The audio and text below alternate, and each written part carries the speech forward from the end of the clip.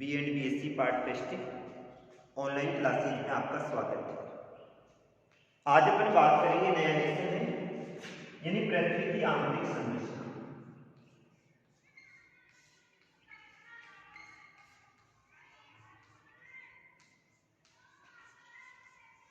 पृथ्वी की आंतरिक संरचना यानी अपन पृथ्वी का अध्ययन करते हैं तो पृथ्वी के ऊपरी भाग का तो अध्ययन कर लेते हैं, लेकिन पृथ्वी के नीचे वाले भाग में क्या पाया जाता है। पृथ्वी की निर्माण प्रक्रिया का अध्ययन किया था और जब निर्माण प्रक्रिया का अध्ययन किया था तो इससे यही स्पष्ट हो रहा है भाई, कुछ भूगोलवेत्ता तो कहते हैं भाई ये ठोस पदार्थों से बनी हुई है, कुछ कहते हैं ये तरल पदार्थों से बनी हुई है, लेकिन आज तक इसके पक्ष के कोई भी प्रमाण नहीं पाए जाते हैं कि पृथ्वी के आंतरिक भाग में क्या पाया जाता है। यानी पृथ्वी ठोस पदार्थों से बनी हुई है या पृथ्वी तरल पदार्थों से बनी हुई है। आज तक जो खुदाई हुई है वो 4 किलोमीटर तक खुदाई हुई है। वहां तक खुदाई के दौरान यही स्पष्ट होता है कि पृथ्वी ठोस पदार्थों से बनी हुई है, लेकिन इसके आंतरिक भाग में क्या पाया जाता है। इसके संदर्भ में 3 चीजें स्पष्ट होती है। सबसे पहले आते हैं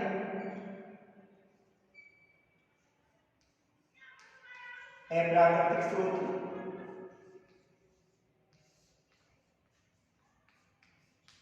दूसरी बात करें तो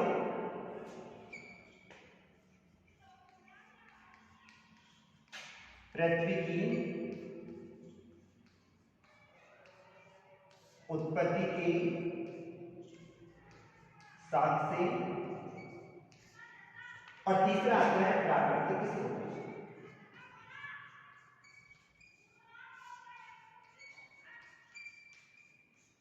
यानी पृथ्वी की आंतरिक संरचना का जो प्रमाण देने वाले हैं वो 3 स्रोत हैं। एक है प्राकृतिक स्रोत है, दूसरे पृथ्वी की उत्पत्ति के साक्ष्य हैं, और तीसरा आता है प्राकृतिक स्रोत। अप्राकृतिक स्रोतों में अपन 3 चीजों को लेते हैं। घनत्व को लिया जाता है, दबाव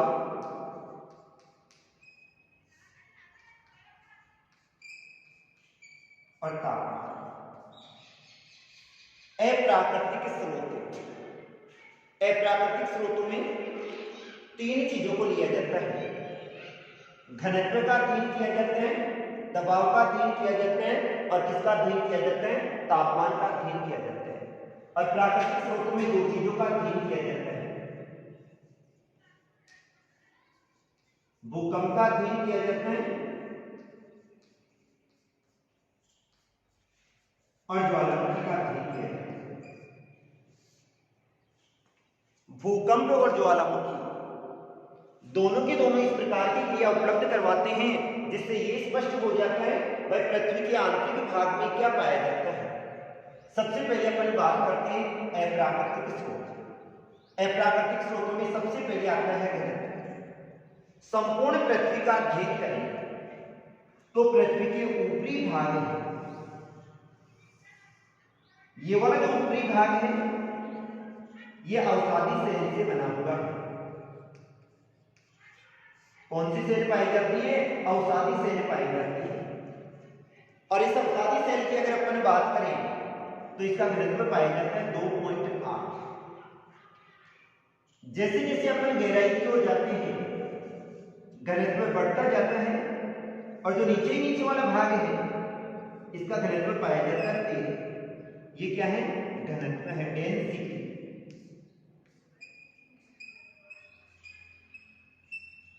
इस आधार पे अपन बात करें पृथ्वी के औसत घनत्व की तो पृथ्वी का औसत घनत्व निकल के आता है 5.2। ये क्या आ गया, औसत घनत्व।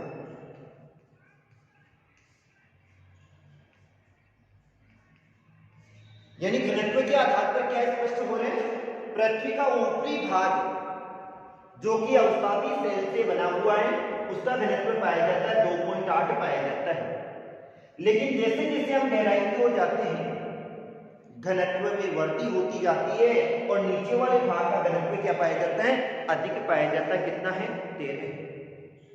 स्पष्ट क्या हो रहा है, जैसे जैसे गहराई की ओर जाते हैं पदार्थों के घनत्व की मात्रा में वृद्धि हो जाती है, अतः नीचे वाला भाग और भी ठोस पदार्थों से बना हुआ है। स्पष्ट यही हो रहा है, पृथ्वी का ऊपरी भाग तो ठोस है, लेकिन जैसे जैसे हम गहराई की ओर जा रहे हैं पदार्थों के घनत्व में क्या हो जाती है, वृद्धि हो जाती है और नीचे वाले भाग का घनत्व बढ़ के 13 हो जाता है। इस आधार पर संपूर्ण पृथ्वी का अध्ययन करें तो संपूर्ण पृथ्वी का औसत घनत्व निकलकर कितना आता है, 5.2 आता है। अर्थात संपूर्ण पृथ्वी ठोस पदार्थों से बनी हुई है।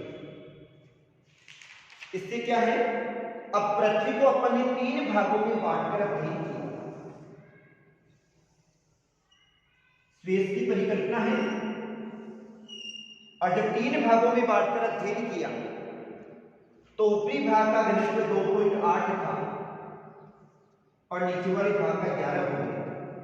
अर्थात ऊपर वाला भाग सीआन है, नीचे वाला भाग सीमा और तीसरा भाग नीचे। सिलिका और एल्यूमिनियम, सिलिका और मैग्नीशियम और निकल और फेरस अर्थात लोहे जैसे ठोस पदार्थों से बना हुआ है। तो घनत्व के आधार पर अपन यही कहेंगे, जैसे जैसे पृथ्वी के ऊपरी भाग से नीचे वाले भाग की ओर जाते हैं घनत्व की मात्रा में वृद्धि होती जाती है और उनका घनत्व बढ़ता जाता है। इससे यही स्पष्ट होता है कि पृथ्वी का ऊपरी भाग ठोस पदार्थों से बना हुआ है, लेकिन नीचे वाला भाग और भी अत्यधिक ठोस पदार्थों से बना हुआ है, क्योंकि घनत्व की मात्रा में क्या हो रही है, वृद्धि हो रही है। इसके बाद में अपन अगली बात करते हैं,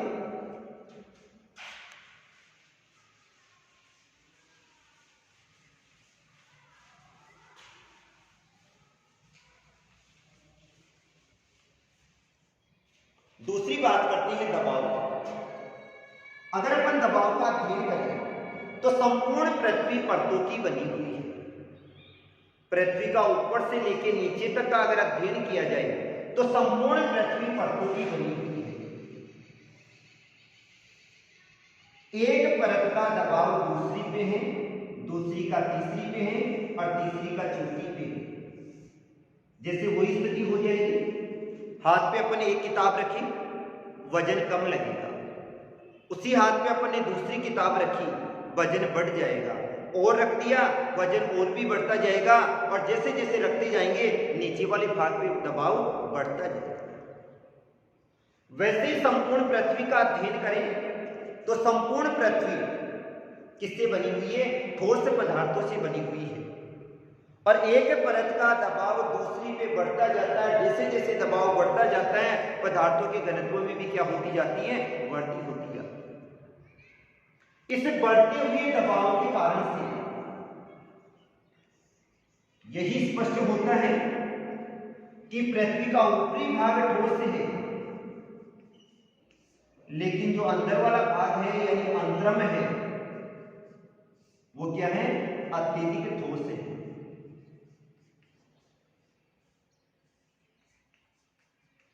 लेकिन एक चीज और स्पष्ट होती है,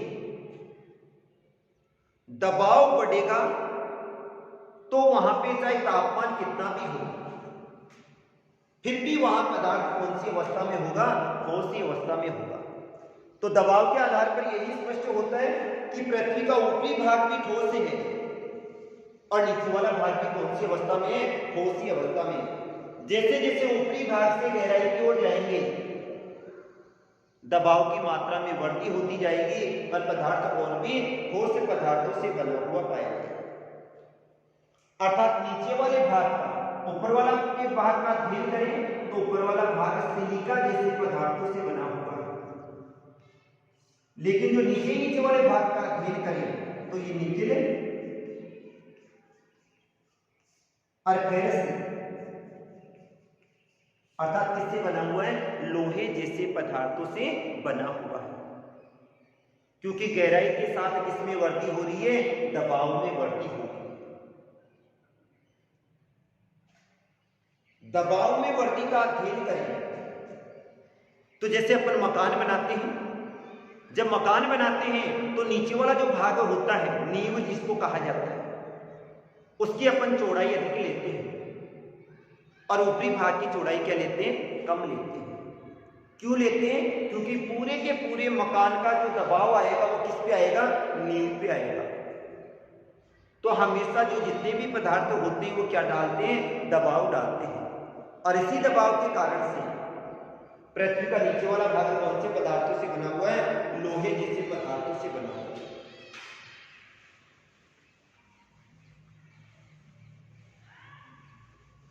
तीसरी बात करते हैं अपन तापमान।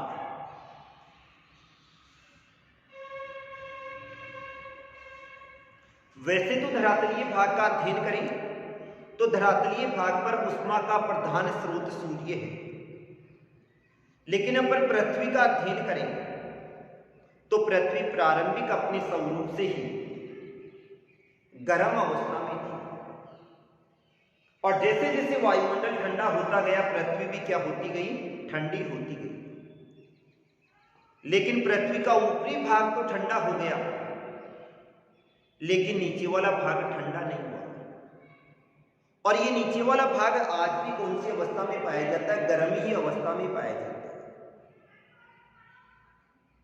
लेकिन जहां तक अपन खुदाई करते हैं वहां तक तो तापमान का एहसास नहीं होता है, लेकिन जैसे और भी गहराई में खुदाई करते हैं तो वहां पर तापमान क्या पाया जाता है, अधिक पाया जाता है। पृथ्वी के ऊपरी भाग से नीचे वाले भाग का अध्ययन करेंगे तो 100 मीटर की गहराई पर 2 से लेकर 3 डिग्री सेल्सियस तापमान की क्या हो जाती है, वृद्धि हो जाती है। पृथ्वी के ऊपरी भाग से नीचे वाले भाग का अध्ययन करें तो नीचे वाले भाग के तापमान में 2 से लेकर 3 डिग्री सेल्सियस तापमान की वृद्धि हो जाती है। अगर इस वृद्धि तक अपन और नीचे जाएंगे तो तापमान में और भी क्या हो जाएगी, वृद्धि हो जाएगी। 200 मीटर पे कितना हो जाएगा, 4 से लेकर 6 हो जाएगा। वृद्धि हो रही है, 300 पे बढ़ता जाएगा, ऐसे 400 मीटर पे बढ़ता जाएगा, ऐसे 96 किलोमीटर, कितना, 96 किलोमीटर की गहराई का अध्ययन करें तो 96 किलोमीटर की गहराई पर तापमान में इतनी वृद्धि हो जाएगी कि वहां पर कोई भी वस्तु ठोस अवस्था में नहीं होगी। कौन सी अवस्था में होगी, तरल अवस्था में होगी। तापमान का अगर अध्ययन करें तो तापमान पृथ्वी की आंतरिक संरचना के बारे में यही कहता है कि 100 मीटर की गहराई पर 2 से लेकर 3 डिग्री सेल्सियस तापमान की वृद्धि हो जाती है। अगर इसी तरह से वृद्धि होती रही तो 96 किलोमीटर की गहराई पर तापमान इतना बढ़ जाएगा कि वहां पर कोई भी वस्तु ठोस अवस्था में नहीं होगी। कौन सी अवस्था में होगी, तरल अवस्था में होगी। लेकिन ये वाली बात थोड़ी सी गले नहीं उतर रही। क्यों नहीं उतर रही है, क्योंकि ये तो वो बात हो गई भाई, अपन ने एक मोटा सा पत्थर लिया और उसको पानी पर तैरने के लिए कह दिया, पत्थर तैरेगा नहीं, पानी में डूब जाएगा। तो अगर पृथ्वी तरल अवस्था में होती नीचे वाला भाग, तो ऊपर वाला जो ठोस भाग है उसमें क्या हो जाना चाहिए था, डूब जाना चाहिए था। लेकिन इसका भी एक साक्ष्य है। एक तो ज्वालामुखी से क्या निकल रहा है, लावा निकल रहा है। फिर ये लावा कहां से आया भाई, लावे में कौन सा पदार्थ निकला, तरल पदार्थ ही निकला। तो ये तरल पदार्थ कहां से आया, तो इसके लिए भी एक पक्ष का प्रमाण है। जैसे जैसे गहराई की ओर जाते हैं तापमान में तो वृद्धि होती है। याद रखना, जैसे जैसे गहराई की ओर जाते हैं तापमान में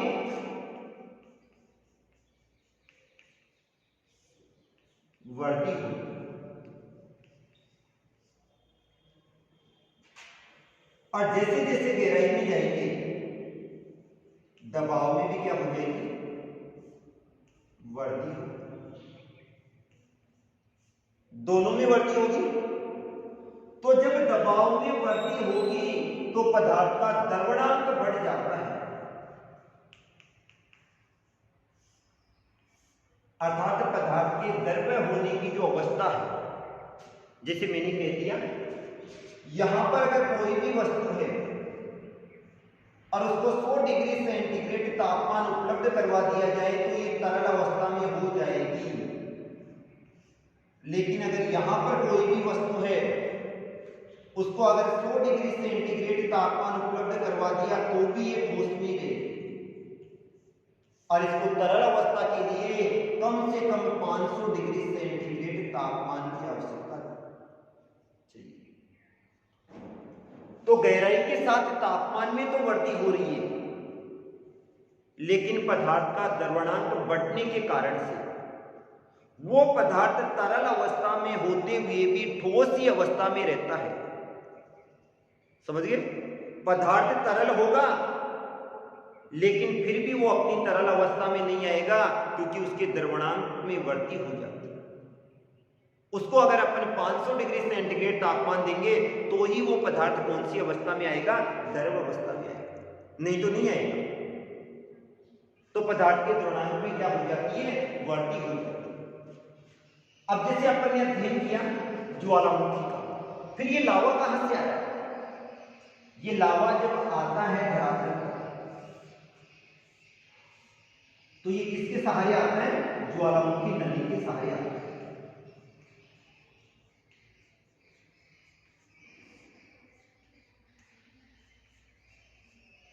अब अगर किसी क्षेत्र में दरार उत्पन्न हो गई और नली का विकास हो गया तो दबाव क्या हो गया?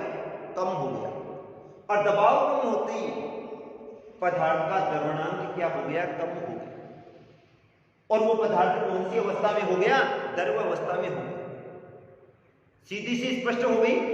पहले ठोस था, दबाव कम हुआ, पदार्थ कौन सी अवस्था में आ गया? द्रव अवस्था में ऊपर आ गया, तरल हो गया। ये पूरा मकान ईंटों का बना हुआ है, 5 ईंट अपन ने निकाल ली तो नीचे नहीं ऊपर दबाव क्या हुआ? कम हुआ। तो दबाव कम होते ही पदार्थ का जो द्रवणांक है वो भी क्या हो जाता है? कम हो जाता है। तो ये तो थे अप्राकृतिक स्रोत। इसमें क्या स्पष्ट हो रहा है? घनत्व के आधार पे संपूर्ण भाग ठोस है, दबाव के आधार पे संपूर्ण भाग ठोस है, तापमान के आधार पे ऊपरी भाग ठोस है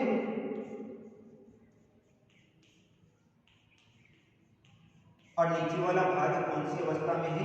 तरल है। कौन सा? नीचे वाला भाग कौन सी अवस्था में आ गया? तरल अवस्था में। इसके बाद में अपन अध्ययन करते हैं, दूसरी बात करते हैं पृथ्वी की उत्पत्ति के साथ।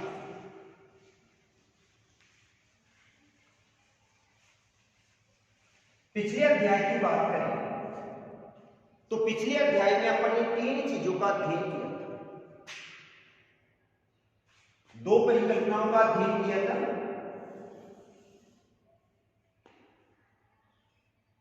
जैसे एक तो थी कांट की परिकल्पना और दूसरी थी लाप्लास की परिकल्पना। कांट महोदय ने क्या कहा था? प्रारंभिक अवस्था का अध्ययन करें तो एक निहारिका थी जो कि ठोस थी, गतिहीन थी। लाप्लास ने क्या कहा था? एक निहारिका थी जो कि तरल अवस्था में थी और कौन सी अवस्था में थी? गतिशील अवस्था। 2 चीजें स्पष्ट हो रही है। एक ने कहा निहारिका ठोस थी और दूसरे ने कहा निहारिका तरल थी।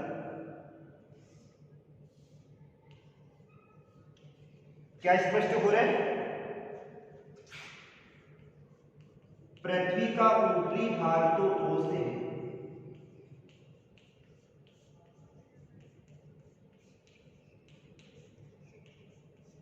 समझ गए? क्योंकि उसको अपन देख रहे हैं, लेकिन